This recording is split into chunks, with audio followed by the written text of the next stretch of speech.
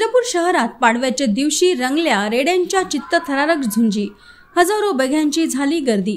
अवघ्या काही तासात वर्षभराच्या तयारीचा लागला कस। बघ्यांच्या जीवावर बेतू शकणारा हा खेळ आहे भलताच लोकप्रिय।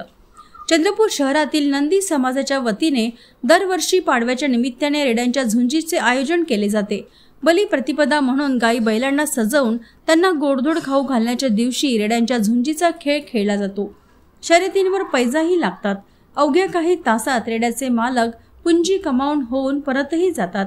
यंदाही शहरातील नेहरू नगर लगत असलेल्या आधीच ठरलेल्या जागे मैदानावर सकाळपासूनच गर्दी जमायला सुरुवात झाली।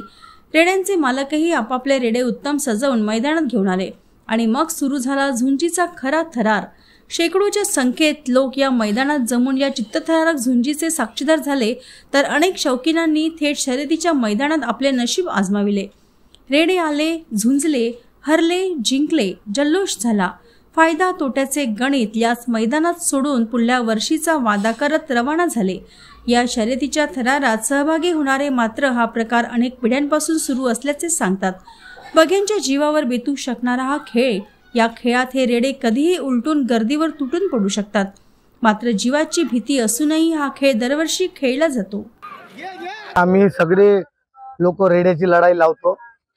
हा सण सादर करतो दिवाळीचा दुसऱ्या दिवशीचा गौपूजनचा। त्यामुळे सगळ्याची मनोरंजन करण्याकरता आम्ही थोडं सजन साजन करतो।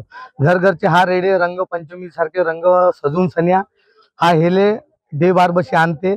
वरतून आपले आपले जोड अगर जमले तर भांडवते मस्तपणे। आपला आनंद स्वतःही आनंद घेते, लोकाला पण आनंद देते। लोक वर्षभर हल्या पोसून सन्या आपली मनोकामना पूर्ण करते।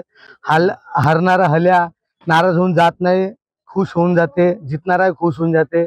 तरी आमची सगळे परंपरा हा निभवतो आम्ही। गवळी समाज आम्ही सर्वदी जशी गाई गोंदण करतात तर आम्ही सगळ्यात टक्कर आमची परंपरा आमची बापदादाची गवळी समाज आहे। आम्ही गाई गोंदण करतो। हे टक्कर लावणं म्हणजे काही हट नाही, कोणाची काही तक्रार नाही, कोणाची भानगड नाही।